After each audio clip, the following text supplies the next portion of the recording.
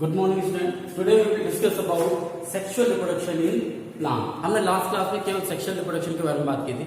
हमने ये कहा था कि क्यों सेक्सुअल रिप्रोडक्शन जरूरी है in although we have a type of reproduction known as asexual reproduction, लेकिन वहां हमने ये समझा कि कुछ वेरिएशन जनरेट होते हैं और वेरिएशन बहुत इंपॉर्टेंट है, चाहे वो एवोल्यूशन की प्रोसेस हो या प्लांट को या एनिमल को सस्टेन करना हो आगे लाइफ में, तो वेरिएशन बहुत जरूरी है। कुछ चेंजेस होते रहने चाहिए, कॉम्बिनेशन बढ़ते रहना चाहिए और इसलिए सेक्सुअल रिप्रोडक्शन कहीं ना कहीं बेनिफिशियल है। किससे? Asexual reproduction. अब यदि मैं सेक्सुअल रिप्रोडक्शन प्लांट की बात करूं तो थोड़ा सा हम रिकॉल करते हैं पीछे का। हमने बात की थी प्लांट में वेजिटेटिव प्रोपागेशन। यदि मैं वेजिटेटिव प्रोपागेशन की बात करूं तो वेजिटेटिव प्रोपागेशन में मैंने बात की थी रूट की, मैंने बात की थी स्टेम की, मैंने बात की थी लीफ की। ये वो स्ट्रक्चर है जो प्लांट में वेजिटेटिव या असेक्सुअल मोड ऑफ रिप्रोडक्शन को एम्फेसाइज करते हैं या उसको कंट्रोल करते हैं या देखते हैं या इनके थ्रू होता है। जहां तक रही बात सेक्सुअल रिप्रोडक्शन की, तो प्लांट में सेक्सुअल रिप्रोडक्शन का जो पूरा का पूरा काम है वो किसके थ्रू चलता है? यानी आप कह सकते हैं कि प्लांट में जो सेक्सुअल पार्ट है वो क्या है? फ्लावर। फ्लावर ही वो पार्ट है जिसमें सेक्सुअल रिप्रोडक्शन होगा, या यूं कहिए यहीं से पूरा का पूरा सेक्सुअल रिप्रोडक्शन रेगुलेट होता है। जैसे यदि ह्यूमन की मैं बात करूं तो मैंने लास्ट क्लास में भी कहा था कि पूरी बॉडी एक तरीके की ऑटोसोमल सेल्स है, या यूं कहिए कि नॉर्मल सेल्स है। केवल टेस्टिस और ओवरी वो सेल है जहां पर रिप्रोडक्टिव सेल्स का फॉर्मेशन होगा। तो उसी तरीके से प्लांट में बाकी पूरे पार्ट जो है वो ऑटोसोमल है, केवल फ्लावर वो पार्ट है जो रिप्रोडक्टिव पार्ट की तरह बिहेव करेगा, रिप्रोडक्टिव पार्ट है। तो आपको ये ध्यान रखना है कि फ्लावर जो है एक इंपॉर्टेंट रोल प्ले करे। जहां तक फ्लावर की मैं बात करूं, अब फ्लावर दो तरीके के हो सकते हैं, आइदर यूनिसेक्सुअल फ्लावर और बाइसेक्सुअल फ्लावर। हालांकि अलग अलग बुक में आप देखेंगे कि और भी बहुत सारा क्लासिफिकेशन है फ्लावर को लेकर, पर आपके बुक के हिसाब से आप कितना समझे तो बहुत बेहतर है। यूनिसेक्सुअल फ्लावर क्या होता है? यूनि नाम से ही क्लियर है। यूनि सेक्सुअल मींस ऐसा फ्लावर जिसमें केवल एक ही सेक्स ऑर्गन मौजूद हो, single sex organ is present. मतलब ये हुआ, इसके सबसे बेहतर एग्जांपल है क्या? पपाया। पपाया इसका क्या है? बेस्ट एग्जांपल है। इसी तरीके से वाटरमेलन,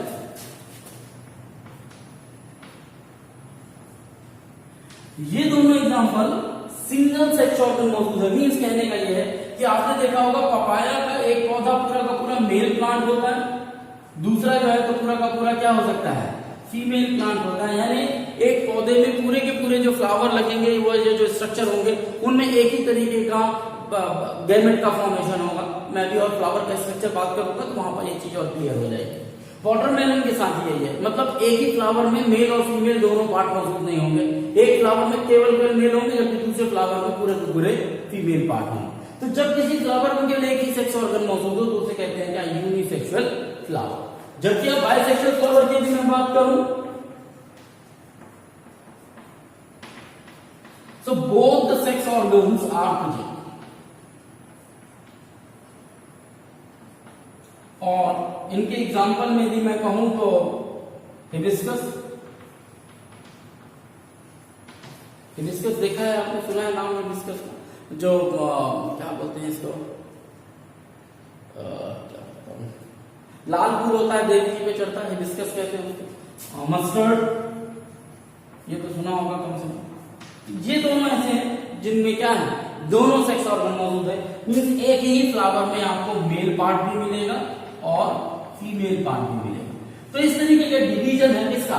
फ्लावर का, कि सेक्सुअल रिप्रोडक्शन में फ्लावर और फ्लावर में दो तरीके के फ्लावर हो सकते हैं, यूनिसेक्सुअल और बाइसेक्सुअल। अब आपको समझ में आ गया कि मेल पार्ट या फीमेल पार्ट, इसमें दोनों के दोनों पार्ट आपको देखने को मिलेगा। एग्जाम्पल के तौर पर, एग्जाम्पल में के तौर पर देख लीजिए फ्लावर का स्ट्रक्चर।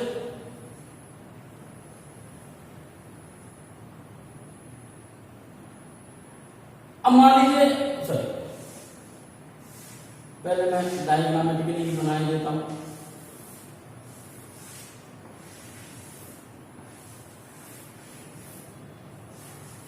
तो इस तरीके का एक फ्लावर का स्ट्रक्चर है। फ्लावर में टोटल 4 पार्ट आपको देखने को मिलेंगे। नीचे की तरफ यदि मैं शुरू करूं,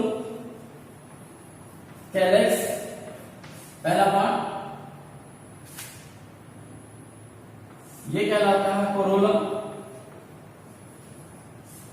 दूसरा पार्ट जो कलर्ड पार्ट होता है फ्लावर। इसके बाद ये वाला जो पार्ट दिख रहा है आपको, ये है एंड्रोशियम, इसी को हम मेल पार्ट कहते हैं। और ये वाला जो स्ट्रक्चर आपको दिख रहा है ये है गाइनोशियम, जिसको हम फीमेल पार्ट कहते हैं। क्योंकि इस फ्लावर में मेल और फीमेल दोनों पार्ट मौजूद हैं, इसलिए एक ऐसा फ्लावर होगा बाइसेक्सुअल फ्लावर। यदि इस पर केवल फीमेल पार्ट होता है, मेल पार्ट नहीं होते, तो यूनिसेक्सुअल हो जाता है। या केवल मेल पार्ट होता है, फीमेल पार्ट नहीं होता, तो भी ये क्या कहलाता है, यूनिसेक्सुअल फ्लावर कहलाता है। होप आपको एक फ्लावर का स्ट्रक्चर, डायग्राम और साथ ही साथ यूनिसेक्सुअल और बाइसेक्सुअल का कॉन्सेप्ट क्लियर हो गया होगा। आगे बात करते हैं इसमें। अभी जो हमने डायग्राम बनाया, मैं फिर एक बार डायग्राम बना रहा हूं। कई बार आता है क्वेश्चन डायग्राम बनाने को फ्लावर का आप नहीं बना पाते, उसकी नेमिंग करने को आता नहीं कर पाते, तो आप यहां से शुरुआत करेंगे तो आप आसानी से डायग्राम बना पाएंगे।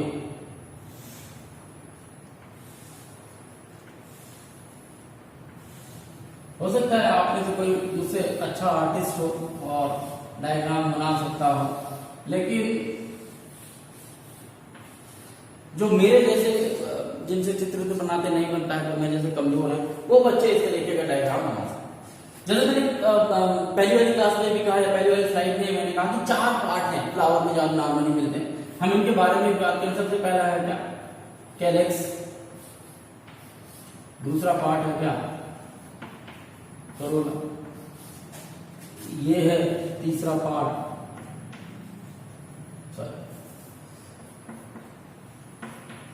एंड्रोशियम। और ये है चौथा पार्ट,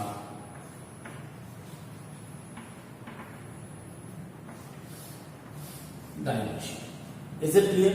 जिस तरीके से हमारे बॉडी में जो सेक्सुअल ग्लैंड होते हैं, अभी आप पढ़ेंगे नेक्स्ट वाली क्लास में, तो वहां भी देखेंगे कि टेस्टिस जो है वो मेन ग्लैंड कहलाता है, जो स्पर्म्स का फॉर्मेशन करता है। लेकिन उसके अलावा भी बहुत सारे और उसके साथी पार्ट होते हैं जो उसकी मदद करते हैं उस स्पर्म के फॉर्मेशन में। तो यहाँ पर भी male part androecium, female part gynoecium है। लेकिन कैलेक्स एंड करोला भी बहुत इंपॉर्टेंट रोल प्ले करते हैं। यदि ये ना हो तो शायद एंड्रोशियम और गाइनोशियम अपनी जो उनका खुद का काम है वो शायद वो पूरा नहीं कर पाएंगे। तो इनका भी अपना बहुत ज्यादा रोल है। क्या काम करते हैं पहले ये देख लेते हैं, फिर आगे बढ़ते हैं। सबसे पहले बात करते हैं किसकी, कैलेक्स। देखिए कैलेक्स जो है वो ग्रीन कलर का पार्ट होता है।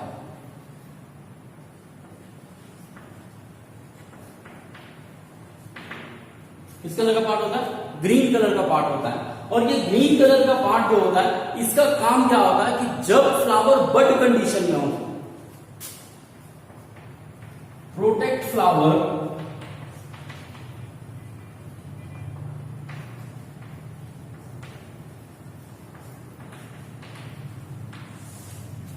तो आप देखिए गुलाब का फूल देखिए तो जब स्टार्ट कली निकलती है तो पूरा का पूरा वो हरे पैकेट में या कवर में कवर्ड होता है। बाद में हरा कवर जब बाहर का निकलता है, ऐसे खुलता है, तब वो फ्लावर बाहर की तरफ निकलता है। तो बड कंडीशन में ज्यादा प्रॉब्लमेटिक कंडीशन होती है उस फ्लावर के डिस्ट्रॉय होने की। तो उस समय को प्रोटेक्ट करने का काम कौन करता है, कैलेक्स करता है, जो कि फ्लावर को बड पोजीशन में प्रोटेक्ट करने का काम। दूसरा जो पार्ट आता है वो आता है कोरोना। इट इज कलर्ड और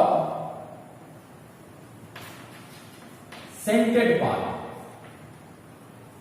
आइटम की पार्ट क्या होगा, कलर्ड होगा, लाल हरा पीला गुलाबी नीला होगा, ताकि आप उसकी तरफ देख के अट्रैक्ट। ये कलर्ड नहीं होगा तो फिर सेंटेड होगा, मीन्स स्मेल होगी, बहुत खुशबू होगी अच्छी, जिसके कारण आप उसकी तरफ अट्रैक्ट। इसका भी काम है क्योंकि ये कलर्ड पार्ट है और सेंटेड पार्ट है, तो कलर और सेंट के थ्रू ये क्या कर सकता है अपने चारों तरफ, it attract insect for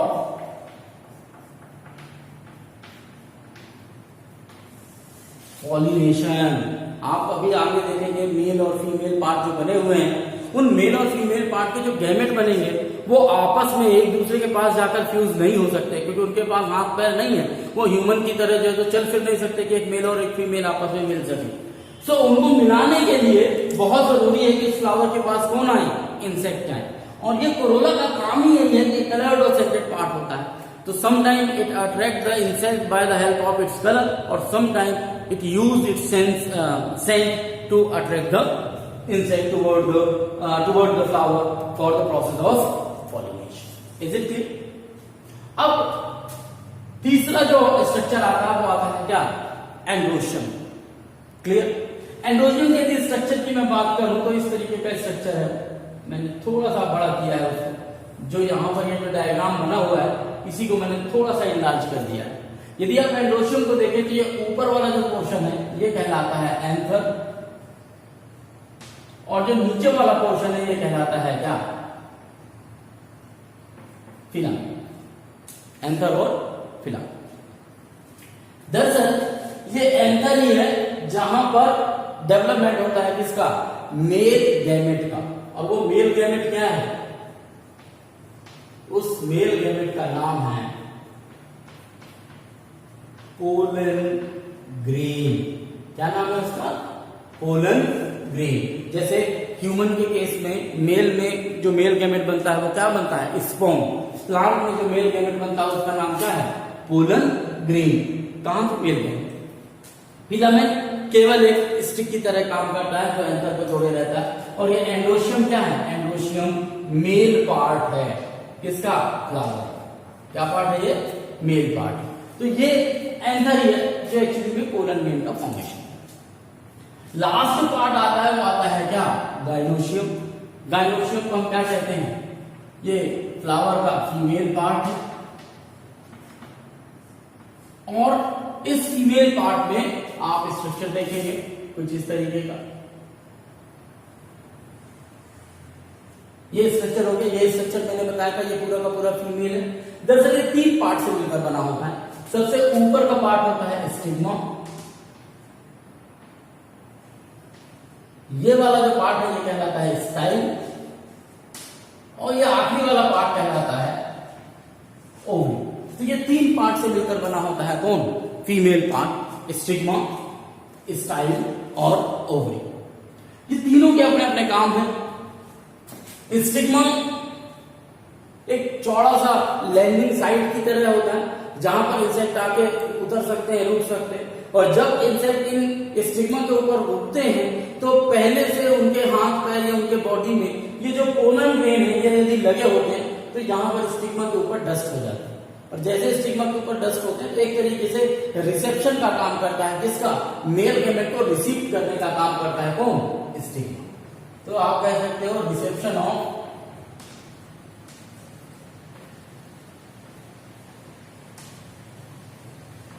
male.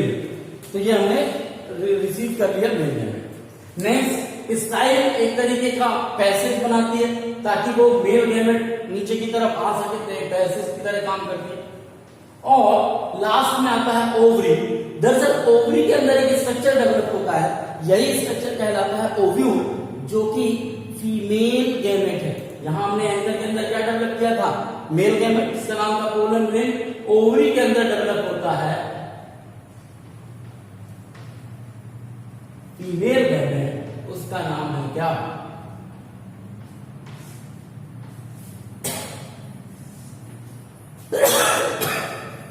Sorry, उसका नाम है ओव्यूल। और बाद में यही ओव्यूल और पोलन ग्रेन मिलकर फ्यूज होके प्लांट में प्लांट रिप्रोडक्शन या सेक्सुअल रिप्रोडक्शन की प्रोसेस को कंप्लीट करते हैं। अभी हमने बात की कैलेक्स की, हमने बात की कोरोला की। अब आप देखिए मैंने एक फ्लावर लिया हुआ है यहाँ पर, अब आपको विजुलाइज होगा। यदि आप ये देखिए तो ये जो पूरा हरा हरा कलर का जो पोर्शन दिख रहा है ये एक तरीके से बर्ड फॉर्म में इस फ्लावर को प्रोटेक्ट करके रखा हुआ है। ठीक, ये देखिए अंदर की तरफ आपको कोरोला दिखाई देगा, कैलेक्स, ये कैलेक्स है और कैलेक्स के अंदर क्या दिखाई दे रहा है, कोरोला दिखाई दे रहा है। तो ये पूरे फ्लावर को कवर करके रखता है in the condition of bird. आप इसे और इनिशियल स्टेज में देखेंगे तो इस तरीके का जैसे बेर होता है उस तरीके से बिल्कुल कॉम्पैक्ट एक स्ट्रक्चर दिखाई देगा। जैसे जैसे थोड़ा सा वो बड़ा होना शुरू होता है तब ये अलग से छूटना शुरू होते हैं और इस तरीके की पोजीशन दिखाई देती है। इसके बाद जो नेक्स्ट स्टेज आती है वो ये आती है। यहाँ पर अब आप देखिए कि ये जो कैलेक्स है वो थोड़ा सा और बाहर की तरफ निकल गया, जो कोरोला है वो और बाहर की तरफ दिखने लगा। ये कलर्ड पार्ट है। और इसके अंदर की तरफ आप जब देखेंगे तो आपको सबसे सेंटर में दिखाई देगा एंडोशियम एंड गाइनोशियम। चूंकि ये फ्लावर दूसरे तरीके का है, या यूं कहिए कि रोज है तो इसमें जल्दी थोड़ा सा और बड़ा होता तो ये दिखाई देता। फिर मैंने एक तीसरा फ्लावर रखा है, यहाँ पे भी देख लीजिए, यहाँ पर भी ये देखिए हरा है। जब ये इनिशियल पोजीशन में रहता है तो ये हरा पोर्शन इसको पूरा कवर करके रखता है। फिर ये देखिए ये बाहर की तरफ निकल गए। मैं इस फ्लावर को इसलिए लाया हूं ताकि आपको मैं इसमें थोड़ा सा दिखा सकूं। जब आप इस कोरोला को हटाएंगे इस तरीके से, ये थोड़ा, ये जो फ्लावर है ये भी विदेशी स्टाइल का फ्लावर है। अभी इसमें विदेशी कहने का मतलब है कि हाइब्रिड फ्लावर है ये, और इसकी कुछ देसी जो प्रजातियां आती हैं, यदि आप उनके ऊपर थोड़ा सा उनको देखेंगे तो आपको बहुत अच्छे से ये चीज क्लियर हो जाएगी। मैं फिर भी इसमें कोशिश कर रहा हूं कि आपको दिखा सकूं एंडोशियम और gynoecium. Okay okay okay, this is an condition.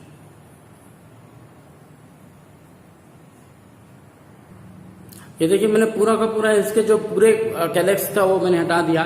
ये जो आप सेंटर में देख रहे हैं ये 5, ये एक्चुअली में फीमेल पार्ट हैं जिनके ये फीमेल पार्ट हैं जिनके ये 5 स्टिग्मा दिखाई दे रहे हैं। तो ये पूरा का पूरा स्टिग्मा हो गया, ये आपस में जुड़ के स्टाइल बनाएंगे और लास्ट में ओवरी होगी जो मैं आपको दिखाऊंगा।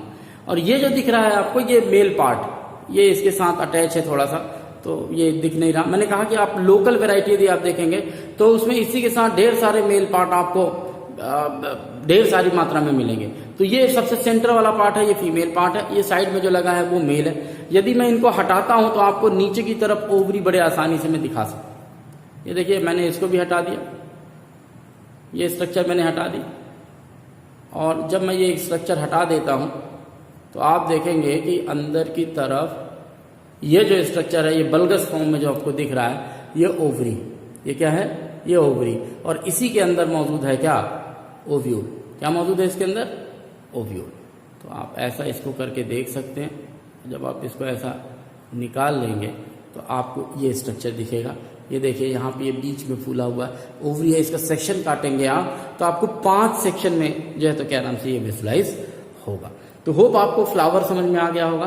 कैलेक्स, करोला, एंडोशियम और गाइनोशियम, ये वो 4 पार्ट हैं जिनके बेसिस पे हम फ्लावर को क्लासिफाई करते हैं, डिवाइड करते हैं, यूनिसेक्सुअल या बाइसेक्सुअल। यदि दोनों के दोनों मेल और फीमेल दोनों पार्ट मौजूद हैं तो बाइसेक्सुअल, एक ही पार्ट मौजूद है केवल मेल है या केवल फीमेल है तो वो unisexual. Is it okay? So हमने ये देख लिया कि किसी भी फ्लावर में मेल पार्ट होगा, फीमेल पार्ट होगा और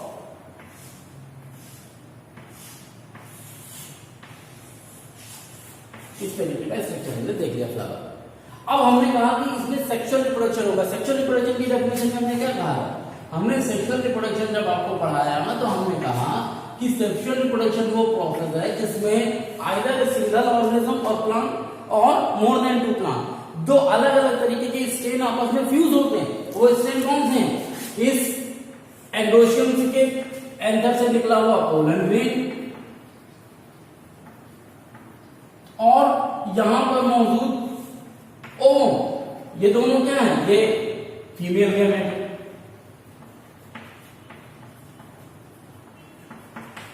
और ये मेल गेमेट। यहां इस बात का ध्यान रखिएगा कि चूंकि ये मेल और फीमेल गेमेट है, हमने लास्ट क्लास में आपको ये बात क्लियर की थी कि बाकी पौधे में, बाकी प्लांट में जब भी डिवीजन होगा तो नॉर्मल माइटोसिस डिवीजन होगा। मीन्स एक सेल डिवाइड होकर 2 नई सेल बनेगी और नंबर ऑफ क्रोमोसोम एक जैसा रहेगा। यानी यदि पहली सेल में 20 क्रोमोसोम थे तो ये जो नई सेल दोनों बनेंगी इनमें भी कितने होंगे? 20 होंगे। लेकिन जैसे ही किसी भी रिप्रोडक्टिव सेल में यदि डिवीजन की प्रोसेस होती है, चाहे वो ह्यूमन के केस में हो, मेल और फीमेल में टेस्टिस और ओवरी हो, और प्लांट के केस में फ्लावर में ओवरी और एंथर हो, यहां जब डिवीजन होगा तो वो कैसा होगा? मियोसिस डिवीजन होगा। कैसा होगा? मियोसिस। और जब मियोसिस डिवीजन होगा तो क्या होगा? Number of chromosome reduce to half. मतलब यदि ये मानकर चलूं कि इस फ्लावर में 20 क्रोमोसोम है तो पोलन ग्रेन के पास 10 होंगे और ओवम के पास भी कितने होंगे? 10। मतलब यहाँ ओवरी की जो सेल है जब वो डिवाइड करेगी मियोसिस से तो वो नॉर्मली क्या करती है, एक सेल डिवाइड होकर 2 सेल बनाती है।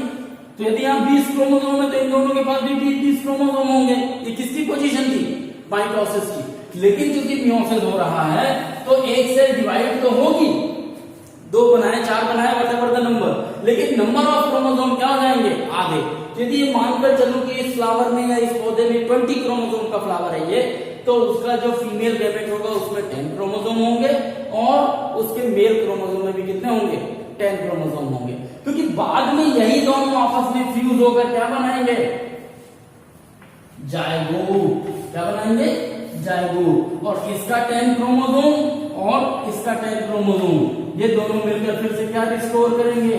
20 क्रोमोसोम वाला स्ट्रक्चर। जैसे मान लो अभी मैंने रोज प्लांट बताया, सपोज करो ये रोज प्लांट था तो रोज फ्लावर में यदि 20 क्रोमोसोम है तो उसका जो ओवम बनेगा रोज का उसके पास 10 क्रोमोसोम होंगे और उसका जो पोलन ग्रेन बनेगा उसके पास भी 10 क्रोमोसोम होंगे। ये दोनों 10 क्रोमोसोम आपस में मिलकर एक जायगोट बनाएंगे और वो भी कैसा बनाएंगे?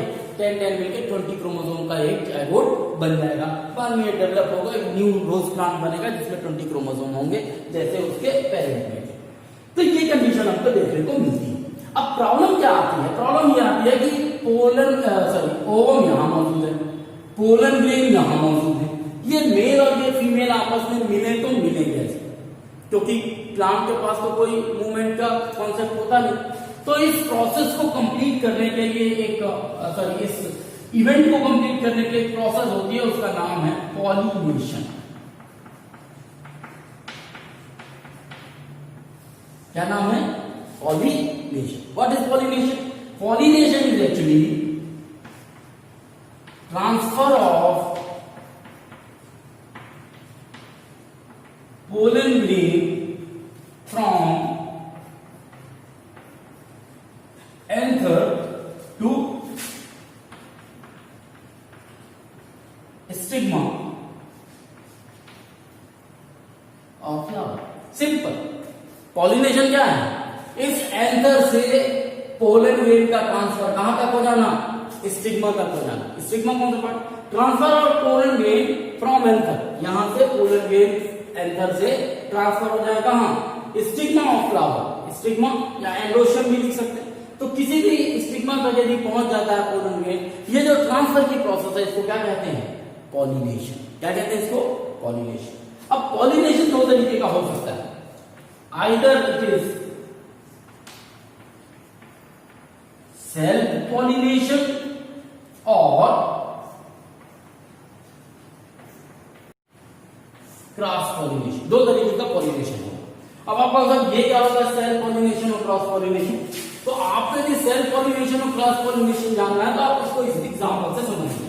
सपोज कीजिए ये एक प्लांट, क्लियर? इस प्लांट में ये एक फ्लावर,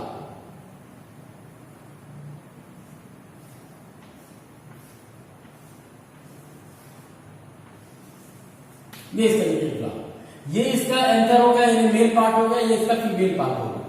यदि कोई इंसेक्ट या कोई भी पॉलिनेटिंग एजेंट, इंसेक्ट है या विंड है या वाटर है, किसी के थ्रू भी, किसी भी मीडियम के थ्रू यहां से पोलन ग्रेन या यहां से पोलन ग्रेन उड़कर यहां तक पहुंच गया, तब इस तरीके के पॉलिनेशन को हम कहते हैं क्या?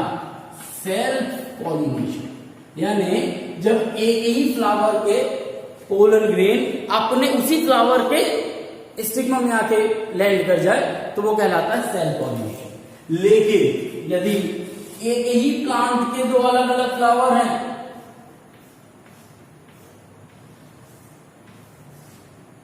इसका पोलन ग्रेन यदि यहां आके लैंड करता है तब इस तरीके के पॉलिनेशन को हम क्या कहेंगे? Cross pollination. ये भी क्रॉस पॉलिनेशन है। और 2 अलग अलग पौधों में भी यदि होता है, जैसे मान लो यहां एक पौधा बना,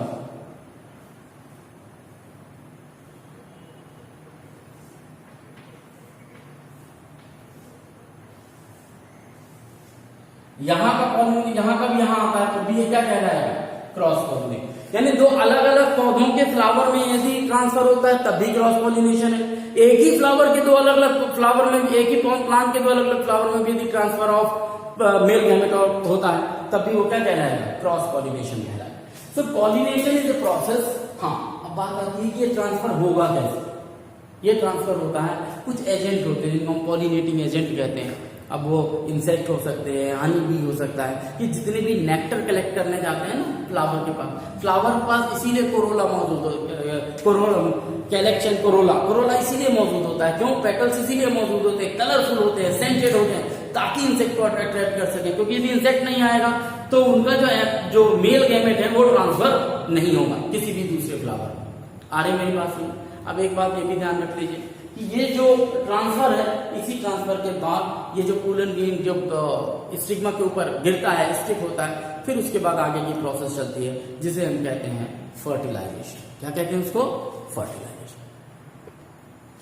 अब आप ये समझ जाइए कि मैंने थोड़ा सा बड़ा स्ट्रक्चर बनाया है।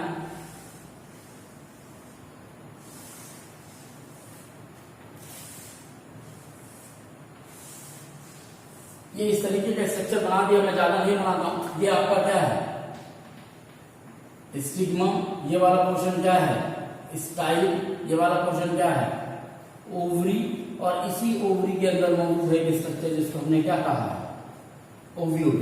Is it clear? ये क्या है? फिलामेंट। और ये है आपका क्या? एंकर। एंकर में क्या बने?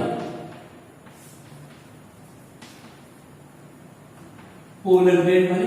अब पोलन ग्रेन किसी मीडियम के थ्रू कहां आके स्टिक हुए? पॉलिनेट हुए, या पॉलिनेशन की प्रोसेस हुई, और इस पॉलिनेशन की प्रोसेस के थ्रू ये पोलन ग्रेन यहां आकर गिरे।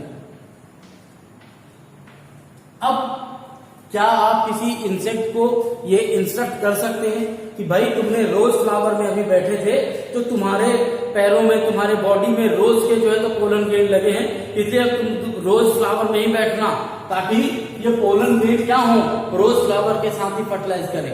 तो आप ऐसा कर नहीं सकते। मेड पॉसिबल एक इंसेक्ट किसी दूसरे फ्लावर, दूसरे स्पेसीज की फ्लावर में बैठा हो और फिर किसी दूसरे स्पेसीज के फ्लावर में आके बैठ गया हो, तो ऐसी कंडीशन में ऐसा तो नहीं है कि चमेली का जो पोलन ग्रेन होगा वो चंपा के ओव्यूल के साथ फ्यूज हो जाएगा और तब तो एक नया तरीके का फ्लावर बन जाएगा।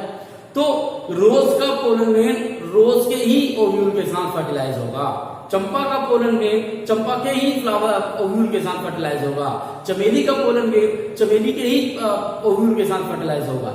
ऐसी कंडीशन में ये स्टिग्मा की ड्यूटी बनती है कि वो फाइंड आउट करे कि कौन सा पोलन ग्रेन है जो उसकी प्रजाति का है, क्योंकि बाकी जितने दूसरे भी पोलन ग्रेन होंगे उनको वो सर्वाइव नहीं करने देगा। आ रही मेरी बात? और जो पोलन ग्रेन उसका होगा, उसका उसी की प्रजाति का, उसको वो सर्वाइव करने देगी, और केवल सर्वाइव नहीं करने देगी, उसको आगे बढ़ने देगी, पोलन ट्यूब बनाने देगी। स्ट्रक्चर बनेगा, मैं भी दिखाऊंगा आपको। पोलन ट्यूब कहते हैं उसको।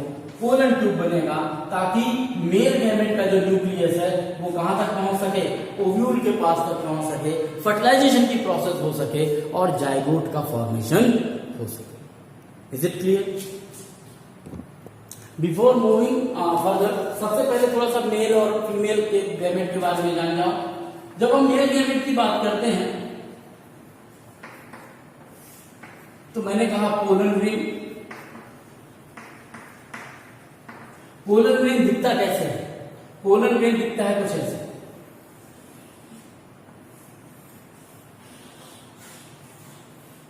इस तरीके का बाहर की जो लेयर होती है उसको कहते हैं एक्साइल, और अंदर की जो लेयर होती है उसको कहते हैं इंटाइन, और यहां पर मौजूद होता है क्या है? न्यूक्लियस। Is it clear? दरअसल ये जो एक्साइन की लेयर होती है ये बहुत टफ होती है, ये जल्दी से कोई चीज इसको जो है तो डिसॉल्व नहीं कर सकता, पर ये इंटाइन को, ये न्यूक्लियस को बाहर निकलना होता है, इसलिए ये एक्साइन की लेयर यहां पर एब्सेंट होती है, और जहां पर ये एब्सेंट होती है उस जगह को आप कहते हैं क्या? जर्म पोर। और ये जर्म पोर वही जगह है जहां से बाद में क्या निकलेगा? इस तरीके का ट्यूब लाइक स्ट्रक्चर निकलेगा जिसे हम कहेंगे pollen tube. Is it clear? Before, इससे पहले कि पोलन ट्यूब निकले, पोलन ट्यूब निकलने के पहले ये जो न्यूक्लियस होता है ये दो भागों में डिवाइड होता है। मीन जैसे ही ये पोलन ग्रेन डेवलप होगा, एग्जाइम बन जाएगा, इंटाइम बन जाएगा, ये आकर लैंड होगा कहां? स्टिग्मा के ऊपर। और इस प्रोसेस के होते होते ये जो न्यूक्लियस था ये दो टुकड़ों में टूटता है। फर्स्ट को हम कहते हैं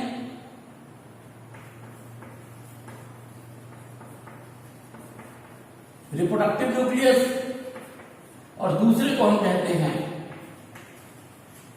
वेजिटेटिव न्यूक्लियस। दरअसल ये जो वेजिटेटिव न्यूक्लियस होता है यही किसका फॉर्मेशन करता है? पोलन ट्यूब का फॉर्मेशन। किसका फॉर्मेशन करता है? पोलन ट्यूब का फॉर्मेशन करता है। तो जब ये पोलन ट्यूब बनाएगा तो जैसे ही पोलन ट्यूब बन जाएगा तो ये वेजिटेटिव न्यूक्लियस खत्म हो जाएगा। केवल कौन सा न्यूक्लियस बनेगा? बचेगा एक न्यूक्लियस बचेगा जिसका नाम है क्या? Reproductive nucleus. Is it clear? इसी तरीके से जब आप एक फीमेल गैमेट को देखते हैं या फीमेल पार्ट को देखते हैं किसी भी फ्लावर में,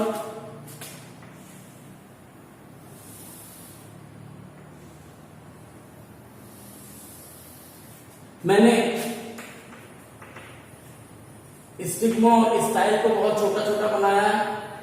ओवरी वाले पोर्शन को मैंने थोड़ा सा बड़ा किया हुआ क्योंकि मुझे इसी के अंदर ओव्यूल बनाना है। यदि आप ओव्यूल का स्ट्रक्चर देखें तो कुछ इस तरीके का होगा।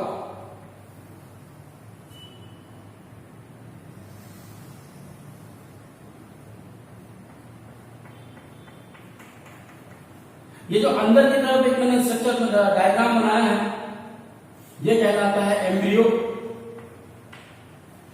उसके ऊपर की तरफ जो निकला हुआ है उसको बोलते हैं न्यूसेलस।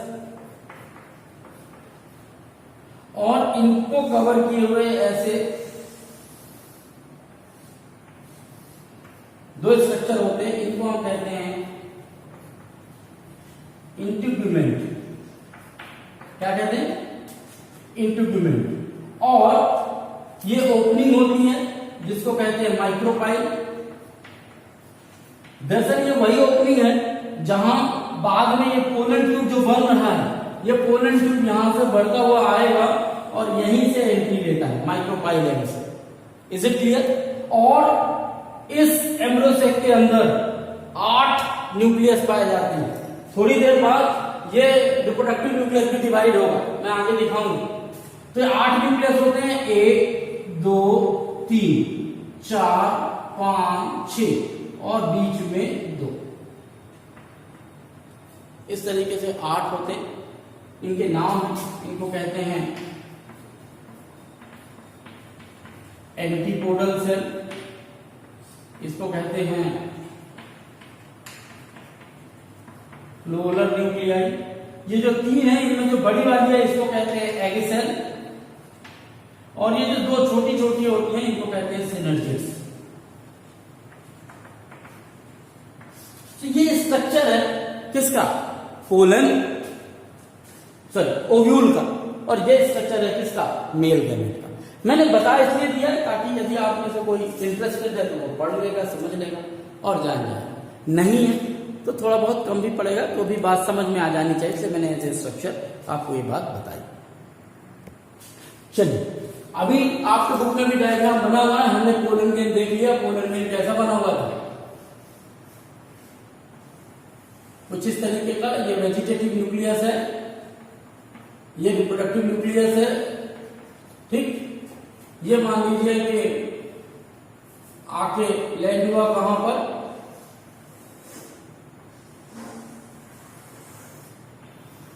स्टिग्मा के ऊपर। स्टिग्मा ने डिसाइड किया हाँ ठीक है ये मेरी प्रजाति का पोलन ग्रेन है, तो इसको अलाउ किया क्या बनाने के लिए? पोलन ट्यूब बनाने के लिए। तो जैसे पोलन ट्यूब बनेगा तो ये वेजिटेटिव न्यूक्लियस यहां आ जाएगा और ये रिप्रोडक्टिव न्यूक्लियस भी इसके पीछे पीछे चलता रहेगा। आगे के पास यहां मौजूद है क्या?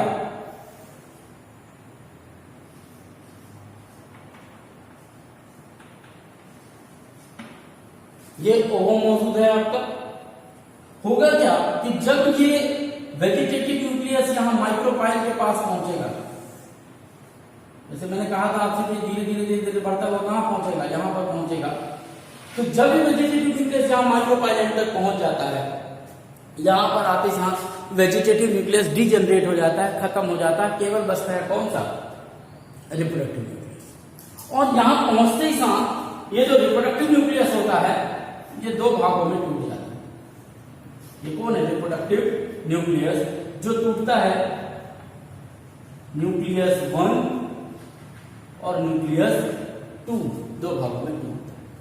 और न्यूक्लियस 1 और न्यूक्लियस 2 टूटने के बाद ये क्या करता है, दरअसल जो न्यूक्लियस 1 होता है वो आगे की तरफ बढ़ता है। और मैंने इन तीनों के नेमिंग की थी आपको, इनको बोला था क्या मैंने, एंटीपोडल सेल। हालांकि इसका कोई काम नहीं होता, बाद में ये डिजनरेट हो जाता है। दूसरा मैंने बताया था पोलर न्यूक्लियाई, जहां मैंने आपको दो सेल बताए, इसको मैंने कहा था एग, और ये जो दो छोटी छोटी सेल दिख रही थी इनको मैंने कहा था सिनेर्जिस। दरअसल ये जो न्यूक्लियस फर्स्ट होता है ये ओवम के एग के साथ फ्यूज होता है। तो न्यूक्लियस फर्स्ट हैप्लॉइड नेचर का है, एग भी कैसा है, हैप्लॉइड नेचर का है। तो यहां पर जो स्ट्रक्चर बनता है उसको हम कहते हैं क्या, जाइगोट टू एग्स, और ये प्रोसेस कहलाती है सिनेमी। क्या कहलाती है प्रोसेस, सिनेमी। ठीक, इसी तरीके से अब जो दूसरा न्यूक्लियस है, न्यूक्लियस सेकेंड, हमने कहा था ना जो रिप्रोडक्टिव न्यूक्लियस है वो दो भागों में टूट जाएगा, वेजिटेटिव न्यूक्लियस पूरी तरीके से डिजनरेट हो जाएगा। तो पहली एंट्री हुई तो वो एग के साथ कंबाइन हो गया। अब जब ये दूसरा न्यूक्लियस आगे बढ़ा तो उसको क्या मिल जाते हैं, पोलर न्यूक्लियस। आपको बता दूं कि ये बाई नेचर कैसा है, एक्स। पोलर न्यूक्लियस है तो एक्स, लेकिन दो आपस में जुड़े हुए हैं। और जब ये दो पोलर न्यूक्लियस और एक न्यूक्लियस आपस में फ्यूज होता है तो एक स्ट्रक्चर बनता है जिसको बोलते हैं इंडोस्पर्म। क्या बोलते हैं, इंडोस्पर्म। और इस प्रोसेस को बोलते हैं ट्रिपल फ्यूजन। आगे बढ़ो, और प्रोडक्ट क्या बनता है, इंडोस्पर्म, जो बाय नेचर कैसा होता है, 3x होता है। यही इंडोस्पर्म है जो किसी भी प्लांट के जो डेवलपमेंट में, जो सीड का डेवलपमेंट है, फ्रूट का डेवलपमेंट है, वो ये जाइगोट जब डिवाइड होता है तो उसको जो एनर्जी चाहिए वो कहां से मिलती है, इसी इंडोस्पर्म से मिलती है। और ये कहलाता है प्रोसेस ट्रिपल फ्यूजन। प्लांट के केस में चूंकि एक न्यूक्लियस एग के साथ कंबाइन होकर जाइगोट बना रहा है, दूसरा न्यूक्लियस पोलर न्यूक्लियाई के साथ मिलकर इंडोस्पर्म बना रहा है, तो यहाँ दो बार प्रोसेस ऑफ फर्टिलाइजेशन होता है। तो प्लांट का जो फर्टिलाइजेशन है उसके लिए एक वर्ड यूज किया जाता है, डबल फर्टिलाइजेशन। दो बार फर्टिलाइजेशन हो रहा है, डबल फर्टिलाइजेशन। एंड जो डबल में से जो दूसरा फर्टिलाइजेशन है, एंड ट्रिपल फ्यूजन। तो इसको, उस वर्ड को कहा जाता है double fertilization and triple fusion. ये हमको देखने को मिलता है in case of plant fertilization. Hope आपको बात समझ में आ गई होगी। जहां तक रही बात, एक बार फर्टिलाइजेशन होने के बाद जो कैलेक्स और करोला है वो धीरे से शेड ऑफ हो जाते हैं। जो ओवरी होगी, जो ओवम होगा, या सॉरी ओवम और एग तो आपस में कंबाइंड हो गए तो जाइगोट बन गया। जो जाइगोट होगा वो बाद में चल के सीड का फॉर्मेशन करेगा। अरे बस, जो ओवरी होगी वो फ्रूट का फॉर्मेशन करेगी। ये जो मैंने इंटीग्मेंट बताए थे वो सीड कोट बना लेंगे, बाकी कैलेक्स और कोरोला सेड ऑफ हो जाएगा। तो ये कंडीशन आपको देखने को मिलेगी। तो I think this is all over about plant fertilisation और sexual reproduction in case of plant. If there is still any doubt left out, you can ask any question regarding the same. Okay.